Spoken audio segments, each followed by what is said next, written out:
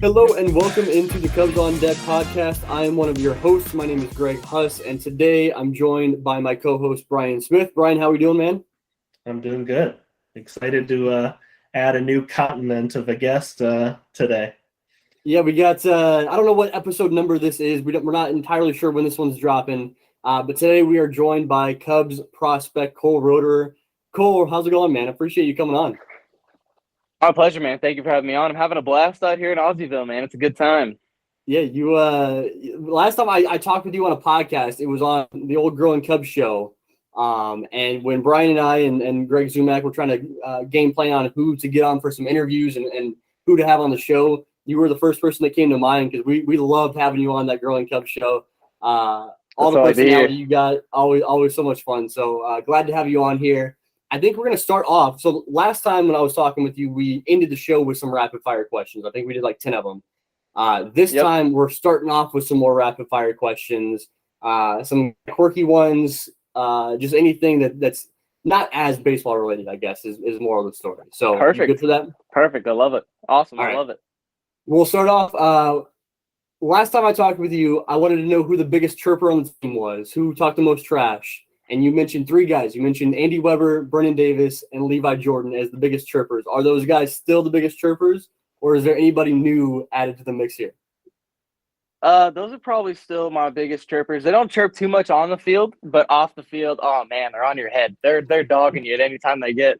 You know, those are three of my favorite dudes. And like, you'll walk into the clubhouse or the locker room, and you walk in to say something, and they'll just be like, they don't matter what they're doing. They could be on their phone, they'll be eating, and they'll turn around and just be immediately just popping off something funny. So those are the best dudes, honestly. Like, they always have just a witty comeback, just on the spot immediately. They're just coming at you. I love it. All right. So you mentioned that you're in Australia right now, playing in the Winter League down in Australia. Got to see if you have a good Australian accent that you can develop here for us. You got anything? Come on, mate. You know what I do out here, mate. Come on. It's actually funny you said that because all the Australian guys love it because, like, not a lot of guys, like, you know, really, like, immerse themselves into, like, the accent and stuff like that. But I think it's awesome. I wish I had an Australian accent. So I'll walk into the clubhouse every day. What's going on, mates? How we doing?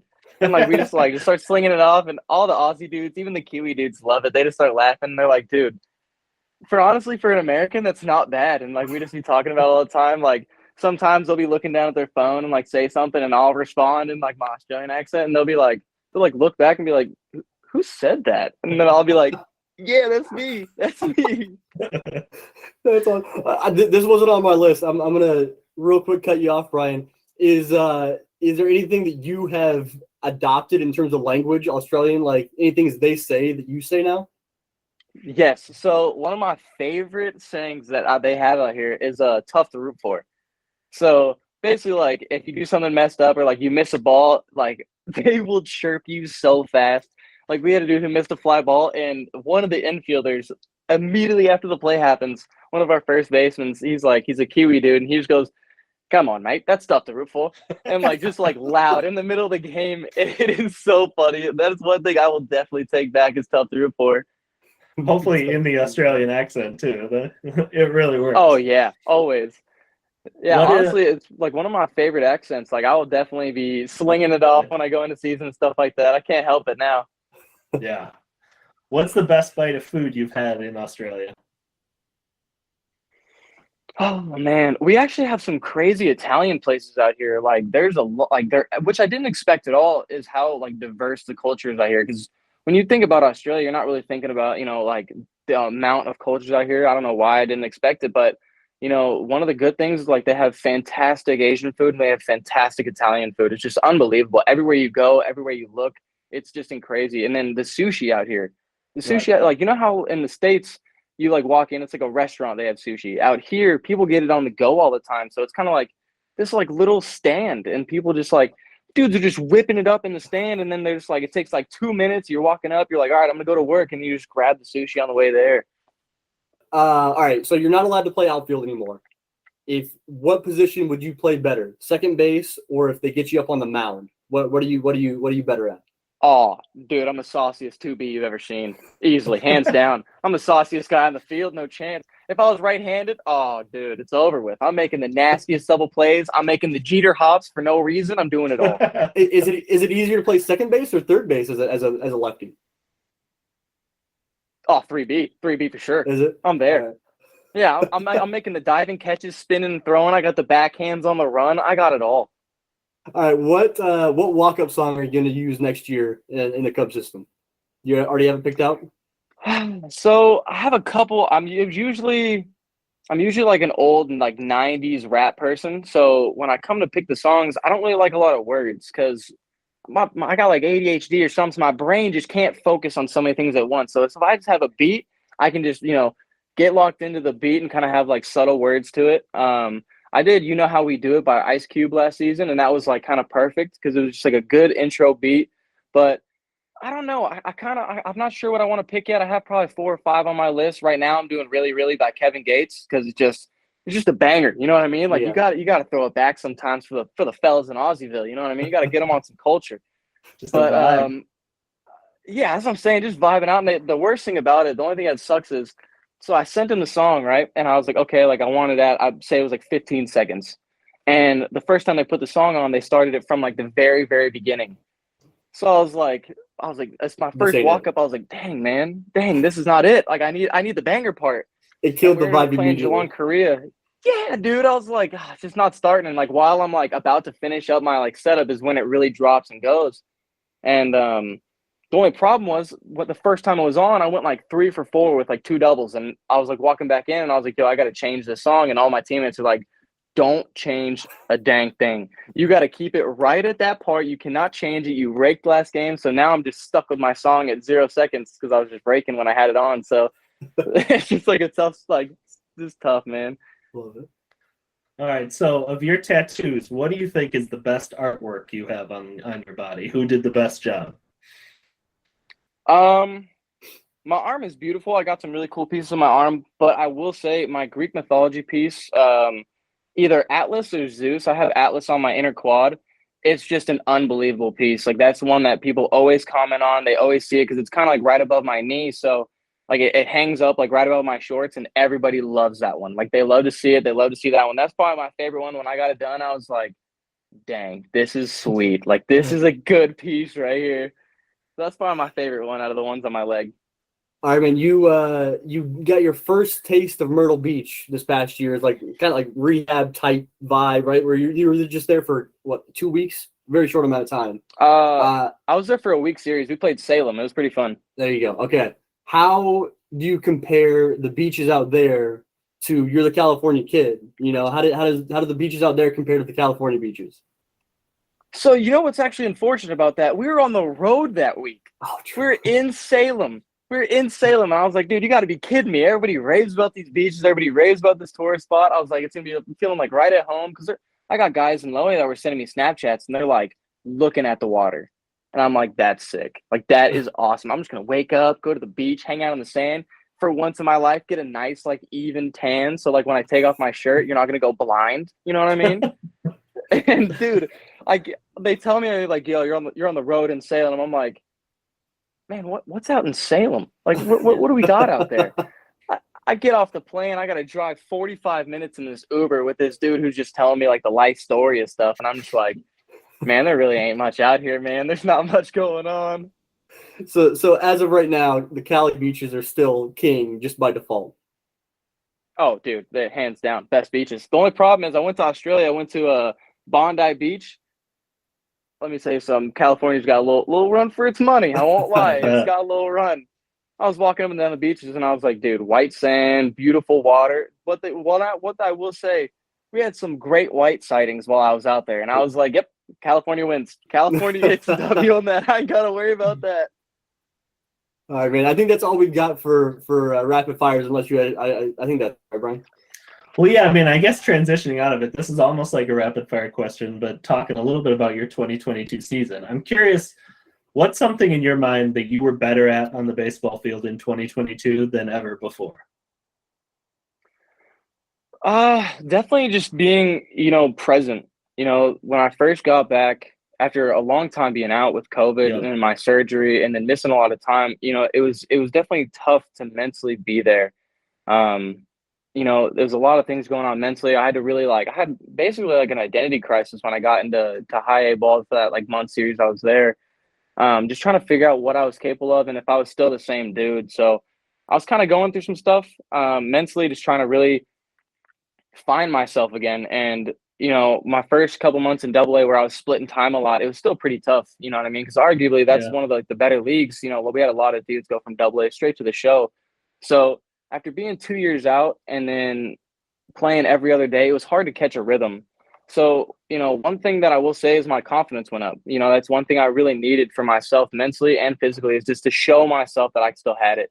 So my first couple months in Double A were a little tough. I went up to 300, and then was playing every other day, and then I got hit in the knee pretty bad, and I was kind of out for a little bit. You know what I mean? And I had like a weird oblique tweak. I had the weirdest medical stuff, like just weird. Like I had like an oblique tweak that I thought was like, when you laugh too hard and you get a stomach cramp.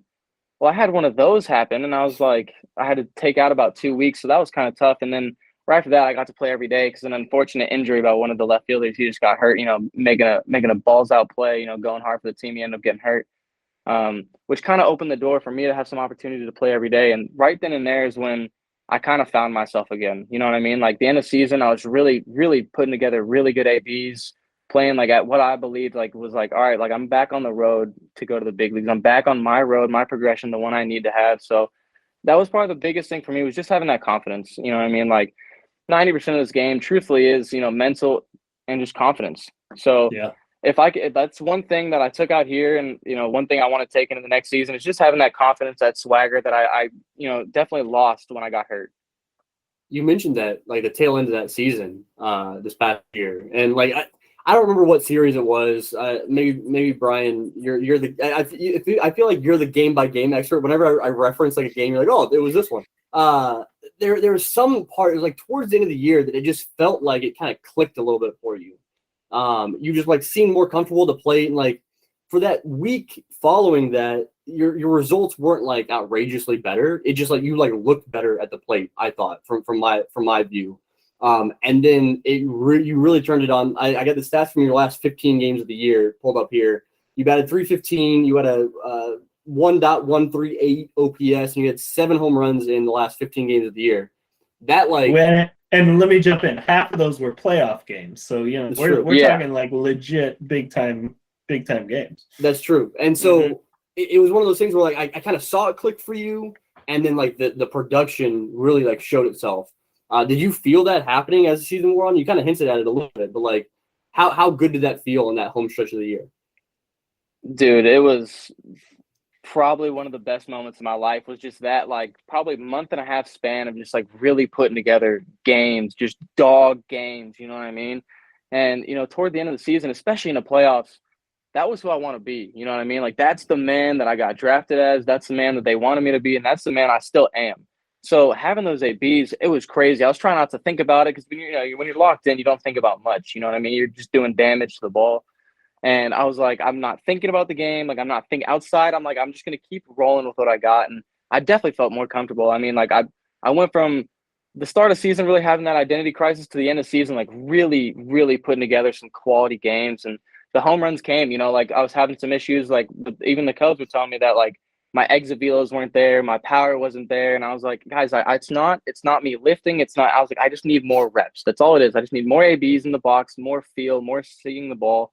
And man, when those balls came off the bat, almost every single one of them I knew were gone, especially in the playoffs. The Pensacola series, but right before playoffs and ended up being the last, series in the playoffs before we lost, I was like, this is my series. This is when I earned my respect. And that was one of my biggest things was nobody knows who I am. I'm just a dude that got thrown up in Double A to sink or swim.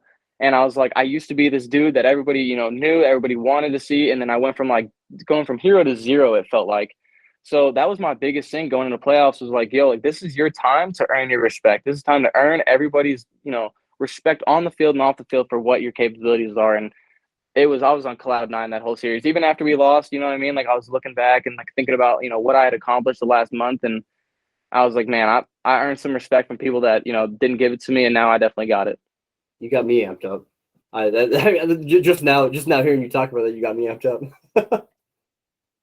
Coming back from your injury, I mean, what are the hard things to get reacclimated to that we don't necessarily think about. I mean, I know you go through that rehab process and your knee gets strong again, but just getting back into playing every day, like what are the small things that you were like, oh, weird, this is harder than I remember it being?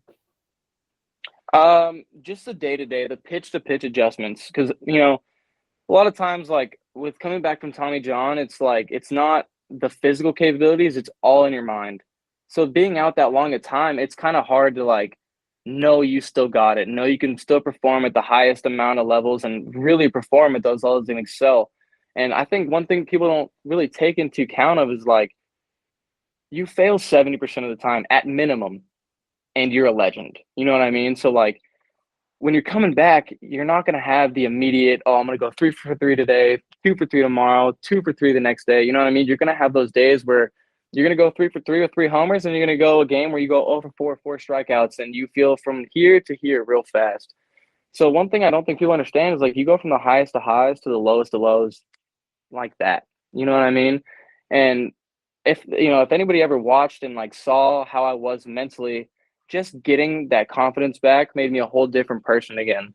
Because like it was like I was like a caterpillar, and I finally went in the cocoon. You know what I mean? Coming back, I was in that cocoon trying to blossom and trying to bloom, and then right as I finally figured out who I was, and pedal to the metal, is like the butterfly came out, and I was like, let's go. I'm ready. I'm ready for whoever it is. Don't matter who it is on the plate. And honestly, one of the really changing moments for me, I'll never forget this. We were facing Eury Perez from Pensacola. Dude is a dog. Yeah. Dude is a dog. I remember that game. The first time he played him in Pensacola was my second series up. I'll never forget this. This dude, gross, lights out, dominating the whole lineup. And I remember the day before I knew he was going to start, I was watching videos back and trying to remember sequences he threw me, likely pitches, and every type of knowledge I can get for this AB, because I knew it was a big game. You know what I mean? We're in playoffs. This is a dog-eat-dog world now. Now we really got to lock it in. And he always started me with the same like 3-pitch sequence every AB, and he'd always get me on it. And I was like, not this time. And this time, I know what he's going to throw. I know what it looks like. I got this. So the whole night, I was sitting there, standing up in my room. Luckily, I had my own room. My roommates would have thought I was nuts. And I'm just going through ABs, mental reps in the box, boom, like change up on the corner, spit, change up on the corner, whack, left center. Curveball down inside, turn on it, boom, hit it. Or if it's like a little bit inside more, back foot, letting it go. You know what I mean? Like having those ABs in my head. And I remember me and him, he went through our first 6 guys like that, 1, 2, 3, 1, 2, 3. And I come up there and we go like 12 pitches deep. And he ends up throwing me a curveball, and it's the same one I had in my head the night before, right before bed, and boom, crush it. Ends up hooking it foul, but it goes like 400 feet foul. And I'm like, oh my God. I was like, we got this. We can do this right now. Like we prepped all night. We know what's coming. We can do this. So me and him have just a disgusting battle on the plate, and he ended up getting me out. But for me, like that changed everything, because this dude wasn't untouchable anymore. He went through the first 6 guys with I think maybe 1 foul ball type thing, and nobody was touching him. And then I go up there. Nobody expects me to really show out against this dude. And me and him go a crazy intense 12, 13 pitch battle. And then the next dude behind me gets a bloop single. Next guy behind him gets out, and then boom, laser beam in the gap. We got a man on second and third. We're ready to go. You know what I mean? This dude went from a god to, okay, he can be hit. You know what I mean? He's normal. He's going to make a mistake like we will. So that's one of the moments in my career, it's definitely in that season where I was like, we can do this. Like this dude is going to be in the big leagues. This dude is disgusting. And we just went toe to toe with a monster, and we almost beat him in front of everybody. I think that's cool as hell. Something that stands out so clearly in your mind is an at bat that you didn't even get a hit on. You know what I mean? And how critical that is on a player, on a team and a player's like psyche. You know what I mean? So it's interesting to hear you talk like that, because I know that like last time we had you on a show, you were talking a lot about like the physical grind of a minor league baseball season. You see, like you kept kind of emphasizing how tough that really is on a player, and now you're talking a lot about like the mental side, like the mental grind of a season. And so I feel like you're kind of getting both of those, the hang of both of those things, which it's got to make you feel really good going into next season, where you're like, I have a full like grasp of what it takes mentally and physically to get through a minor league season. Now you just go out there and like execute, Exactly. And that's like the craziest thing, that you don't learn that by a person telling you. You know what I mean? Like I could tell you, like sitting here right now, like, hey, like this game's going to break you down until you feel like nothing, and then it's going to build you up like you feel like a god. You know what I mean? And it's gonna break your mental down. You're gonna feel like the worst player, and that everybody's gonna be, everybody's gonna leave you, and everybody's gonna be like, yo, this dude sucks, this dude whatever. And then at one point, you're gonna be the hero. You know what I mean? So that's one thing that like I'm so excited for this next season, especially coming out to Australia and getting more reps. Is like I understand it now. Like I understand by doing it. I understand by failing and succeeding. I know what I need to do mentally. And I also know what I'm capable of physically now. Where last season and the year prior, it was like I have the physical ability, but my the mental side of things was a little weak. And now I've tried to train my mind just as hard, if not harder, than I train my body. You I talk feel about like that the other crazy thing. The other crazy thing to me is that, I mean, for the most part, you pretty much skipped the high A level. I mean, you had you had a month basically, 2 different times in high A, but not long enough to get in the groove. I have to feel like, feeling like you're going to a level where you sort of know what to expect. You've been there before, like you're going to go to this year, most likely with double A again. That's just got to be really comforting walking in, sort of having that expectation already set. Yeah, I know what I'm getting into now. It's a little bit different in high A because I spent, the whole 19 season, the 21 season where I got hurt, and then going there in 22. The talent wasn't overwhelming by any means.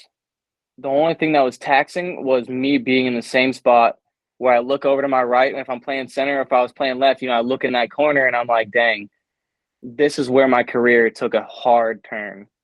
Yeah. You know what I mean? Like I got to think about that every time we go to throw the bags in the outfield. I got to think about like, do you remember what happened last time? You know what I mean? Like, do you remember the feeling, the pain, how it went? Like, it's literally like, it's like giving an alcoholic, you're sitting him there after he's done with rehab and you sit a big bottle in front of him. You know what I mean? Like, you got to think about that. All the mess you made, all the decisions you made that went wrong. You know what I mean? Like, it's taxing. It's hard. It's honestly, I didn't perform the way I wanted there. And it was, and honestly, it was hard to be present. It was hard to want it, hard to be that dog. Cause I'm thinking about like, dang, like if I wouldn't have done that, maybe I wouldn't even been here right now. And like, you start going through the what ifs, you start going, off the deep end with all this stuff. And luckily the organization saw that and they're like, hey, like, I want to see this kid show what he's got. I want to see if he can sink or swim. And that's even what they told me, like a sink or swim. And I think I swam, you know what I mean? I'm not talking Michael Phelps, you know what I mean? Where I was like getting in there, but I was definitely head above water. And then the end of the season, really learning how to, get a full breaststroke in there. I was swimming pretty well. So this season is big for me, you know what I mean? Like I have so many ABs. I've usually had the max amount of ABs be probably 20 ABs before spring training. I got about 150 ABs at this point. At the time when I'm walking into spring training, I'm ready. You know what I mean? I'm ready to show people what I can do. I'm ready to lead the pack. I'm ready to earn my respect again. And that's one of the big things I told you guys before. Like earning that respect is massive for me. So going into double A season where I expect to go, I have no issues going to double A. I need to earn my respect there. I need to earn my job at the triple A and the big league level. And I'm fine with doing that. I'll do whatever it takes. And that's just how it's always been. But I'm ready to go to double A and I'm ready to, from the jump, start where I need to. You talked about that approach in facing Eury Perez. But I'm kind of curious about, I haven't really asked many players about the mindset and the plate approach when you have these 6-game series now, right? These have been going on for the past couple of years in the minor leagues. And now you're facing relievers even more than you were before over the course of a week. How does that change your plate approach in any way, like facing off against these relievers so often in a 6-game series? Yeah, it does. You know what I mean? Like on the 3-game series, you're probably only going to see them one time. And then the next time you play them, they might have a different repertoire of dudes where it's like that dude went up to the next level. This dude, isn't playing now. So, the 6-game series, you're going to get that guy again. So if he gets you that first time, don't worry, man. I'll be back. I'm going to get even. I'm going to get mine this time. So the good thing about it, especially in double A was just a massive technology and knowledge-based jump. I'm able to watch dudes like, okay, I had like Eury Perez, like I had this dude last time. I know he's going to go at me again. I can watch the video, watch what I did wrong, watch what I did right, and then build some sort of like plate approach to that. So like dudes that have like a heavy changeup, like, okay, like if he's throwing that changeup and he's really telegraphing it on the corner, okay, so now like it's got to be up a little bit higher and a little bit in for it to start where you need to hit to barrel it. Same with the curveball. Okay, if this dude throws a curveball and it starts rib height and it bounces, okay, so it's got to be above the rib cage, above the chest. It's got to start high so you can crush it. And, one thing that really helped me, which I didn't really understand when I was a young kid, being 19, 20, was some big leaguers always talk about seeing multiple pitches at once. And I never knew what it meant. And I had a hitting coach, Paul McAnulty, who at the time, I didn't feel like he was doing enough for me sometimes. On other cases, he'd be going, above and beyond, and he would be a great hitting coach. And sometimes I wasn't strong enough mentally, and I wasn't at that point maturity-wise to understand what he really meant. But now it's like I came through it, and I was like, oh, my God, like, okay, so he's saying hunt the fastball. Okay, hunt that middle fastball where it needs to be for you to absolutely hit a rocket. But also think about where that curveball's got to start for you to hit a rocket too. So if he's got like one of those ones where he's got a long arm action and he comes from up here, you got to make sure it pops up, because if it starts diving down, it's gonna be a ball. Same thing with that changeup. I had a big issue with changeups in 19. Couldn't see them at all. Needed glasses. Didn't know I needed it. Didn't want to get them. Needed it. But one thing with the changeups is like, okay, like now that you can see it, now that you're not just looking at the shape of the pitch, let's dive deep into it. You know what I mean? Let's see where these things need to start, where they need to begin, where they need to end, for you to be able to really do some damage and really back them up. And that's still something I'm working on now, is like really doing damage on all pitches. And that's like one thing when Australia, I know they're not going to really blow it by me with 97 every night like they do in AA. Fastballs have never been my issue. You know what I mean? Like I could turn around the best of the fastballs. Doesn't matter if you throw 104, doesn't matter if you throw 91. I'm going to turn it around regardless if you wanted to or not. Mm-hmm. So now it's like, okay, if I can really do some damage on learning the mental side of, okay, it's got to start here. If it goes here, leave it alone. If it starts here, leave it alone. If it starts here, back it up.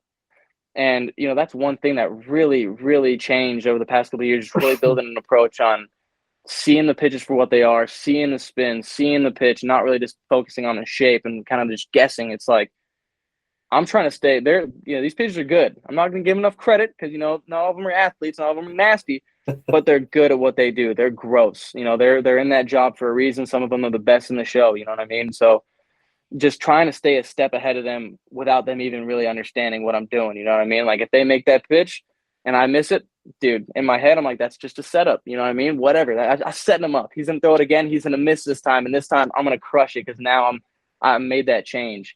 So that's one thing that really changed, is like really seeing it for what it is. Mm-hmm. Have you played with the VR tool for hitters ever before? Because I'm a little bit, what you're saying kind of reminds me of some stuff that Nico Horner said this year that really helped him. I know he really bought into that VR and, watching the pitcher he's going to face the next day a bunch of times at night at home helped him like sort of see the pitches like you're describing. Have you used that tool at all? Not really, actually. It's something I'd like to actually, dive into, because that's one of my favorite things, like the mental side of it now. I'd like to, really immerse myself in that VR kind of simulator, see what they're throwing, seeing it for what it is. One problem was that like the Win Reality thing was kind of expensive when it first came out. It was like a $100 thing to like get it per month. You know what I mean? And back in the day we weren't making a lot of money, so it was a little hard. It was like, man, like really focus on paying my rent here, and getting food, or really trying to like get it for the mental side and really like dive into it. But I got to use it one time from one of our guys when I was coming back from rehab and extended.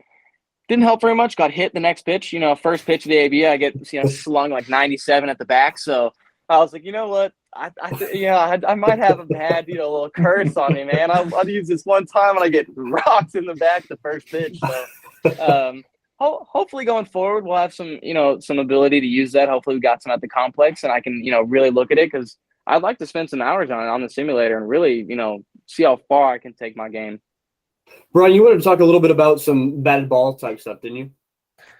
Yeah, I was looking at the numbers, and you have the third lowest ground ball rate in the whole system this year. And I know that it's always been something you've been really good at is hitting the ball hard and into the air.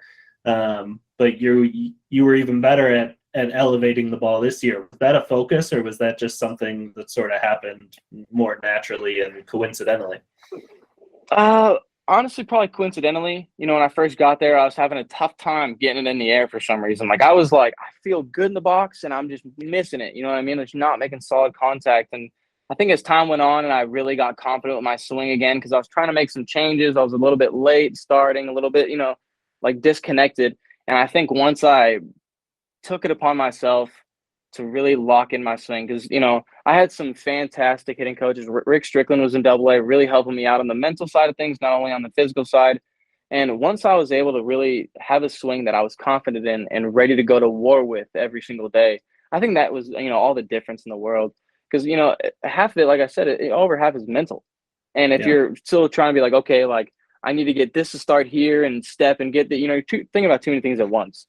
So once I had a swing that I was consistently getting down perfect every single time, I think that was the big difference. Just coincidentally starting to get the ball to rise again, starting to lift the ball with some backspin, starting to really do some damage on the pitches. I think that was just a result of something special.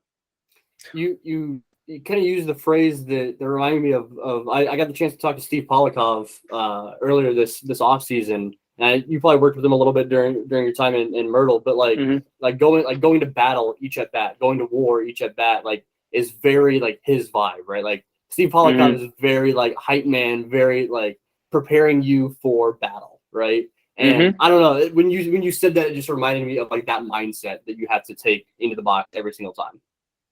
Yeah, I definitely think you got to think of it that way. You know what I mean? And Paulie knows, like, we went and he's actually trained under the same dude I used to hit with, Craig Wallenbrock, who's just an absolute above his time character. You know what I mean? He knows some things. And I think Polakov does a really good job on that. When I was in low A with them doing that little rehab stint, he was great. You know what I mean? He's always keeping the team fired up and really making it seem like how it is. You know what I mean? Like you step into that box. I don't care if you're my brother. I don't care if we're related. I don't care if I've known you my whole life. I'm going to beat you right now in front of everybody. And after the game, we can shake hands. I'll hug you. I'll tell you how much I love you. And I'm sorry I just, beat you a little bit. But as soon as I step in that box, we're not friends. You know what I mean? Like, you could throw at me, and I'm going to get on the plate farther. You know what I mean? Like, you can go head hunting, and I'm going to make you pay for it. So that's just the way you got to handle your business and, compose yourself is, I'm going to war right now. I'm taking my ability into battle, and I'm going to beat you one-on-one in front of 10,000 people every single time. And that's how you kind of have to think of it. Because if you don't, if you're like, oh, man, like this dude's gross. He's got a, 97, with some vert on it, and he's got just a banger. You know what I mean?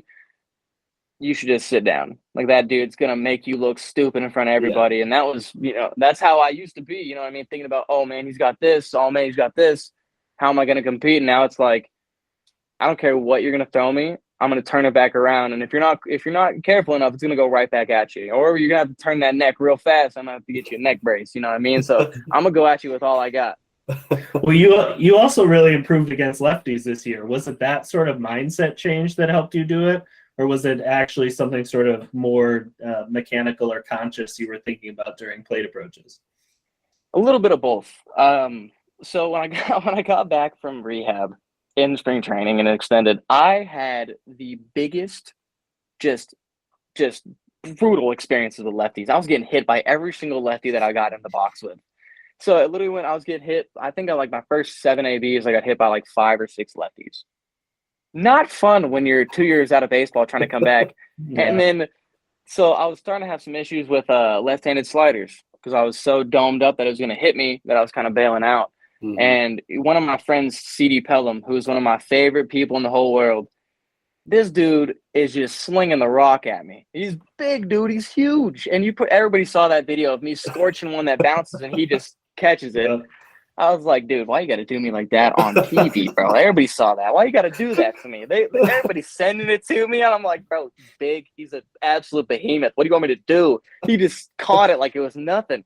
But it was definitely a conscious effort and a kind of like a mechanical effort. You know what I mean? Like beforehand, I was kind of having an issue. Like as soon as the lefty would kind of come across right here, I was kind of coming out a little bit. And at that point, they're throwing me sliders and I'm just coming around them.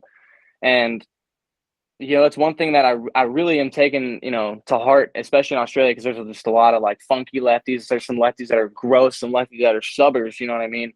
And just that confidence, like I'm going to stay in here and I might get hit, but I'm going to steal a bag on him if he does. I'm going to get mine. So, you know what I mean? So Just trying to really be confident in my ability, stay under slot, staying where I need to be, and really working underneath myself. And you know, the more times I failed, the more things I learned. And one thing that I really took to heart was they told me I wouldn't hit lefties.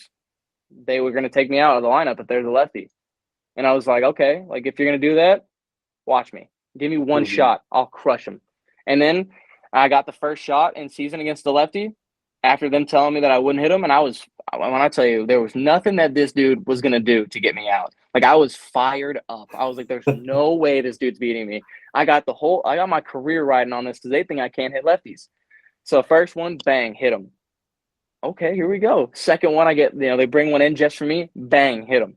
I ended up going I think it was like 9 for 9 against lefties at the start of the season in Double A, and I was like, dude, like you thought you couldn't do it, but it's not something you're doing physically. It's all mental. It's all mental. You just have to be in there, be present, focus on where your feet are, and really just, like I said before, go to war with this dude. And that's something I had problems with, and now, getting that confidence and being like, yo, like watch this, I can do this. Like I'm good enough to do this. It just changed for me. Yeah. You mentioned that video of CD and him snagging that comebacker that you hit. Because I had posted that video of CD doing that, and I just tweeted it out, and I put my phone away, and I got a text from my buddy, and they're like, "Hey, I think you just got retweeted by Jeff Passan." I was like, what are you talking about? And I was like, "Ah, crap, Cole's not gonna be pleased about this one." Dude, it went everywhere. Literally, I see it posted, and CD sent it to me, and he's like, "Man, got you." And I'm like, don't say that. Don't say that. At this point, it had like 3K views, and I was like, we're good. I'm not gonna get exposed like this. This is all it's gonna see is like the 3K. I wake up, I go to sleep that night, turn my thing on sleep, do not disturb. I wake up to probably 30 DMs at least. No. Yo, is this you? Is this you? Dang, how do you do that? Why he do you like that? How do you do that? And he squeezed it. I look at the video, it's got like 800,000 views, and I'm like, oh no, this is really going everywhere now. I called CD. I'm like, yo, you suck, man. You suck. I was like, I love you. I love you. But next time I see you, I'm Spartan kicking you right in the chest, full horizontal. I'm getting you. And literally every time he comes over, like he'll be scrolling on like Instagram months later. Even to this day, I'll still get people sending to me. And I'm like, can't this thing go away? Like, can't this thing just die off? I know. I'll try to take it down. Dude, but even now, like my dad will show me, he'll be like, I can't believe he caught this. And I'm like, I don't want to talk about it. Okay. I don't want to talk about it. So I know that back, it's been a couple of years now since I've had you on the pod, and you were talking about that, like how you were the California kid and you were playing in South Bend, and how much of an adjustment that was playing up in South Bend after, spending your life in California, right? Playing in tournaments in California and Arizona, stuff like that. Now I'm talking to you, and you're literally sitting in Australia. Like, baseball is taking you places. You've been all over the country now. You've been in Australia. Like, you want to talk a little bit about just like where the sport has taken you across the world, really? Honestly, this sport has taken me to some fantastic places. Coming up as a kid, never thought it would take me to Australia. Never thought I'd be able to go to the Dominican Republic and see our places there. Never thought I'd be able to travel to almost 50 states for doing something that I used to do as a kid. I was for fun. And it's really changed my perspective on life, honestly, just being able to open my eyes to the different cultures, the different things, driving on the opposite side of the road, which, by the way, I was white knuckling the wheel the whole time. But it's just kind of fantastic that a game I got to play as a privilege and as a kid has taken me to places that I never thought I'd be able to go in my whole life. Mm-hmm. So, hopefully, as my baseball career continues and I play, hopefully, knock on wood, I play a long career in the big leagues, I'll be able to travel places. I'll be able to keep going places because I have the benefit of going and playing baseball alongside it. Have the ability, the funds, the things I want to do, and travel to places, and see life for what it is outside of our bubble in the U.S. And I think that's one of the most beautiful things. I have dudes on the Australia team that are like, yo, I've been to Czech, I've been to Switzerland, I've been here, here, and here. And I'm just like, jaw dropped, man. They're showing me pictures, and I'm just like, man, there is so much world out there other than what we see in the States. I feel like whenever I talking with you, you love to just hype up the boys. I love to hear stories about your teammates and all that good stuff. How are the boys doing? How's Brennan? How's Cole, Franklin, Jensen? Like, how's everyone doing? You got any new stories for us? Dude, the boys are thriving. Let me tell you, the boys are there. I haven't been able to connect with them too much because it's like I was telling Greg, it's a little bit weird with the time difference out here. It's Tuesday here. You know what I mean? Mm-hmm. So it's like it's Tuesday at 2:12, and you guys are about to cool this off, maybe take a nice little shower, watch some TV, go to bed. And it's like I still got a full day ahead of me, so it's a little bit hard to connect. You know what I mean? It's been a little bit different as time goes on, especially with their lives keep going. And beforehand it was all of us were in Arizona, we're together all the time, and doing everything together. And now Cam is back in Louisiana, Cole's back in Oklahoma, Brennan's in Arizona, Jensen was in Arizona, a little bit in California, and I'm in the Dion Anda. So it's a little bit harder to connect, but I'm excited to go back and actually just see the boys, man. I love firing up the boys. I love, as the Australians call it, they call them G'ing them up.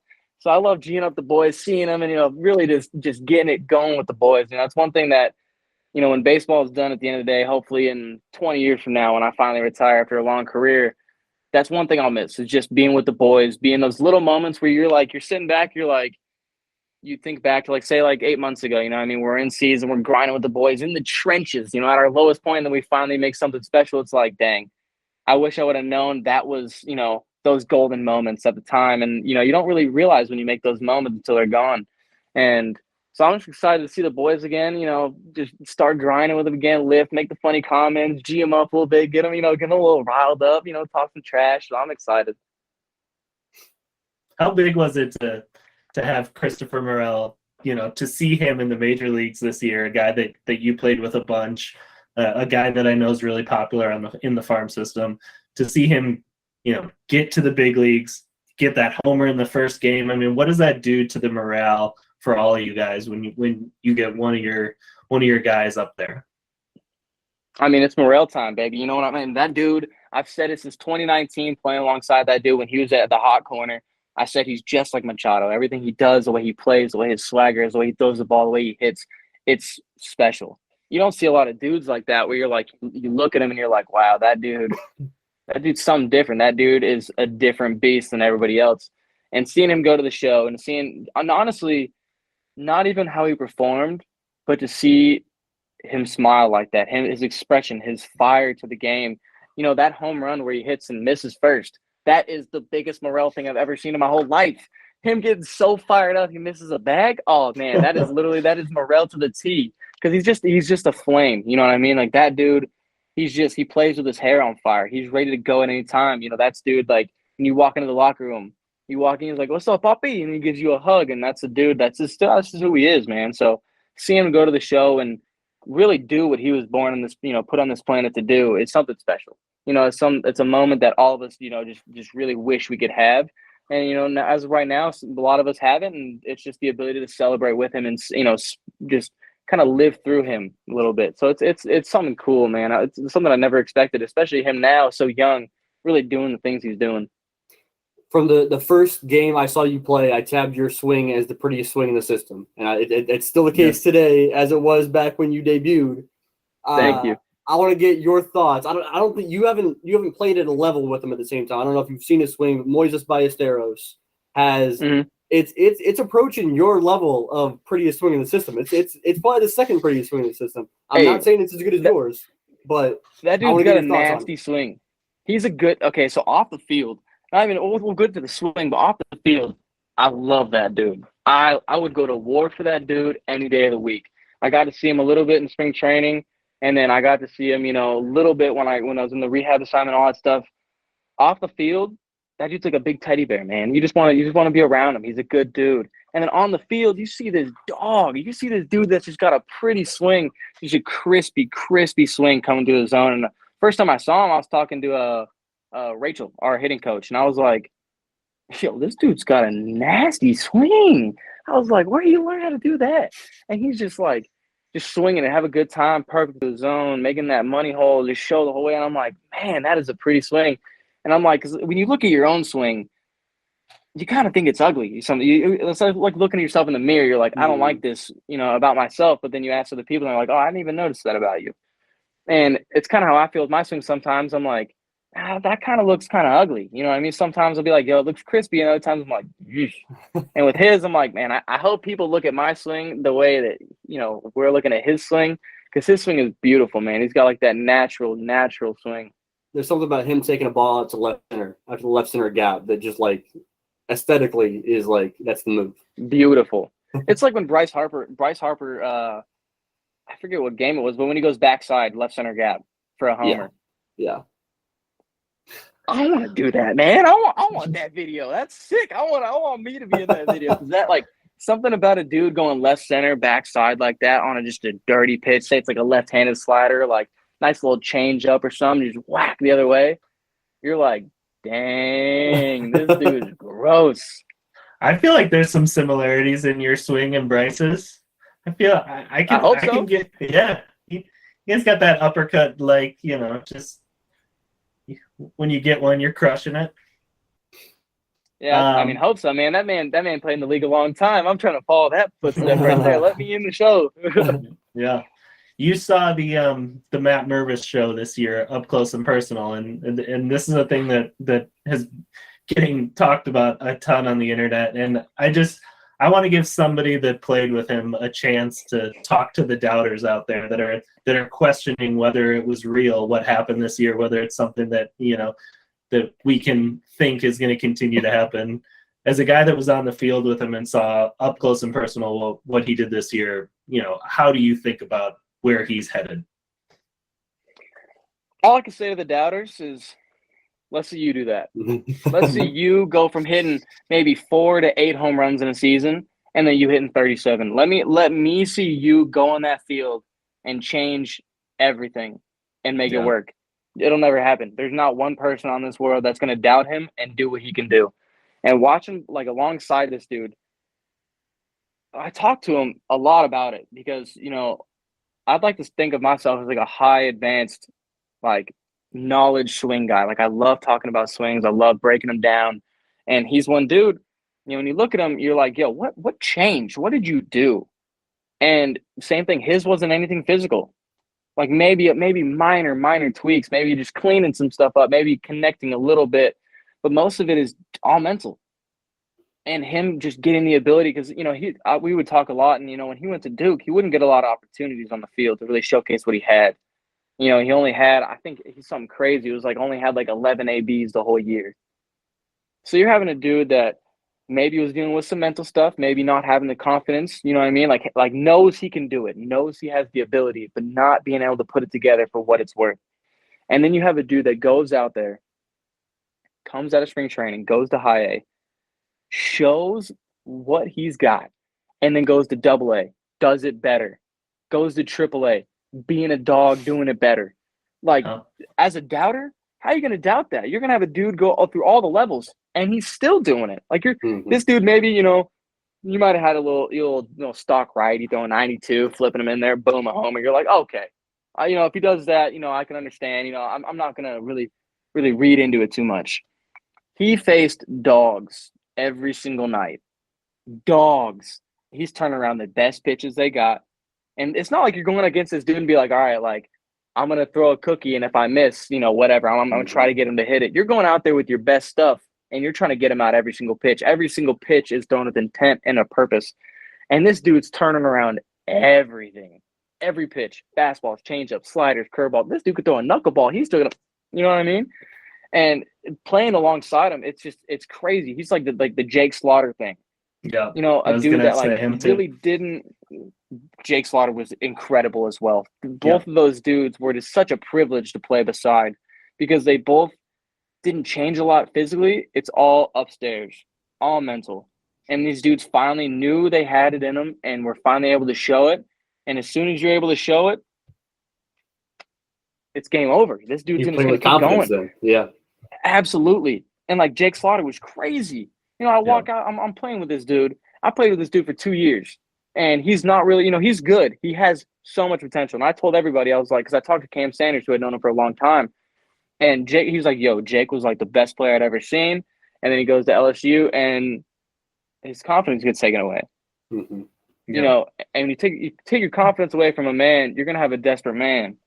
And a desperate man is a dangerous man. And as soon as he gets that confidence back, that it's a dangerous man with some confidence. And it's a little, you got something special.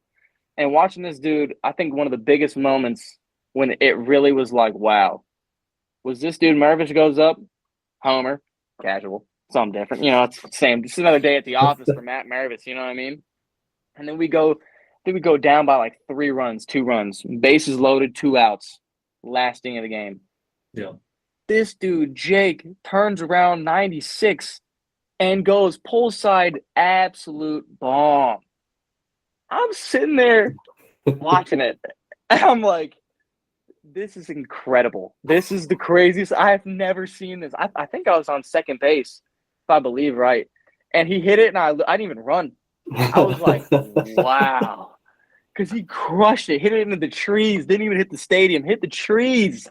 And that's like one of those moments is like, this dude has it. Same with Mervis, has it. And they all put it together in front of thousands of people. And then they just keep going after that. They just keep running off fumes. I could listen to you hype up the fellas all day long. I always got to end a show. I don't know, Brian, you have anything else before I ask about other guys? No, you do it. All right. Always got to end the show. I want to ask you about a guy, like, who are we not talking about enough? Like, Brian and I, Greg Zumak, who's the co-host of the show, we try to talk about as many Cubs prospects as humanly possible, and I think we cover our bases fairly well. But who are we not talking about enough? Like, who deserves more hype? Honestly, I got to go back to Jake. As much hype as he's getting now, I haven't seen a lot of stuff about him. That dude is special. I don't care what anybody says. That dude is special. He's got something in the tank that nobody's ready for. And I pray to God this dude shows it off this next year, because honestly, he could have been one of the dudes get picked up in the big league Rule 5. Yep. As crazy as that may sound, you put that dude in the big leagues, he's gonna figure it out. Yeah. It might take him a little bit. It might take a little extra, reassurance here and there, but that dude can do it. This dude doesn't matter. He's gonna sacrifice the body every single inning, every pitch. That dude is ready to take one off the face, take one off the chest. He's gonna dive and tear up his body. I watched this dude take one off the elbow, the throwing elbow, and him be like, "Yo," like walking up to me and be like, "Yo, like stability feels weird, man. Like I feel weird. I'm a little scared throwing the ball." And he'll still sling the ball across the diamond for anybody on the team. This dude could pull a hamstring, still be booking it around first base. This dude is willing to go any length to get it done. And I think what he did last year, just a start. I truly believe that. Like, this dude, he came up in high A, came up in low A, you know what I mean? Like, doing well, whatever, hitting 250, 260, whatever, having a good year, but, like, he's mad because he's doing that well. I mean, doing that poorly. Then you give him a full season, he's going 300, getting the batting title, hitting nuke after bomb after laser. And that's one thing that people don't understand is, like, this dude was this close from getting a day job. This close. We talked about him getting a day job. And, like, him, like, really having to possibly go into that next chapter of life and starting a new book for him to write. To go from that to go to what he is now, I think is one of the most impressive, beautiful things I've ever had the privilege to watch in my whole life. And this dude comes out there every day with the same intensity. You'll never see him take a pitch off. You'll never see him take a game off. This dude is ready for war every single inning.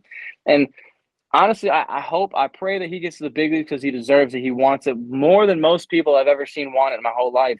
And when you talk to this dude, he won't talk to you about baseball off the field. He might sling it off. Like, if you bring it up, or if he's having a tough day, he'll sling it off and talk to you about it. But on a normal basis, this dude ain't going to talk about baseball. He's talking about fishing. He's talking about hunting. He's talking about going out and hanging out with the boys, cooking. He sends me videos all the time of him smoking meats and all that stuff. And I'm like, dude, when you see this dude, you would never expect him to be an absolute monster on the field. You think of him to be, he grew the beard out this year. And for me, honestly, if Jake ever watches and says, Jake, grow the beard out, man. Do it for all of us. Grow the beard out again. You got to do it. It had mojo in it. His wife, Caroline doesn't always like the beard, and she likes the clean, handsome man. I forget who we were comparing him to. The dude from Top Gun. Not Tom Cruise, but the other one. Glenn Powell. Is that the new one, the one with Maverick, like the new Top Gun Maverick. I forget his name, Like the son of is Miles Teller in that? Yes, Miles Teller. Yeah. Caroline loves, the Miles Teller, like, clean face look, but hey, on the baseball field, you got to be an animal. When that dude had the beard, he had the black running into the beard. This dude's got the dirty, scruffy beard going, and you're like, dude, grow it back. You're hitting lasers, grow it back. So, if I could say one person to get the hype, it would be Jake Slaughter. That dude has got my respect for life. I love it. All right, man. I think that's all we've got for you. Is there anything that you wanted to talk about that we're missing out on? Not much, man. All I can say is I'm ready to go, ready to play spring training, ready to go and have an amazing season and, let it all hang on the field. That's all I'm ready for. That's all I've been waiting for ever since I stepped on the field in Australia. That's all I've been looking forward to is showing people and earning that respect once again. And that's my plan. Go out there and let it hang on the field, earn my respect. I gotta tell people, our listeners out there, if you guys are down in spring training this year, go catch the Cubs on the backfields. And if Cole's playing in the outfield, go stand behind the fence and listen to this guy during a game because you get such a sense of how much Cole loves baseball when you get to watch him in an environment that's that quiet. And Cole, we appreciate having you on because, I love watching you play baseball. I love the passion you have for the game. So I appreciate getting a chance to talk to you. Thank you, man. I appreciate it. Anyone that comes to the games, they have some patience. I want to be slinging off nonsense for 9 innings. Just hang with me. From pitch 1 to the last pitch, I'm going to be slinging off some nonsense. So just lock it in. All right, man. Can't thank you enough. For the listeners out there, a little bit of housekeeping. Be sure to give us a follow on give Brian a follow on Twitter at Cub Prospects, me at Out of the Vines. You can listen to this podcast anywhere where you listen to your shows. You can find us on the YouTube channel for Northside Bound, all that good stuff. Leave us a rating, leave us a review, comment, do all that good stuff. We'd love to hear your guys' feedback. Thank you guys so much for listening, and we'll be back in your ears in 2 short weeks. Thank you guys.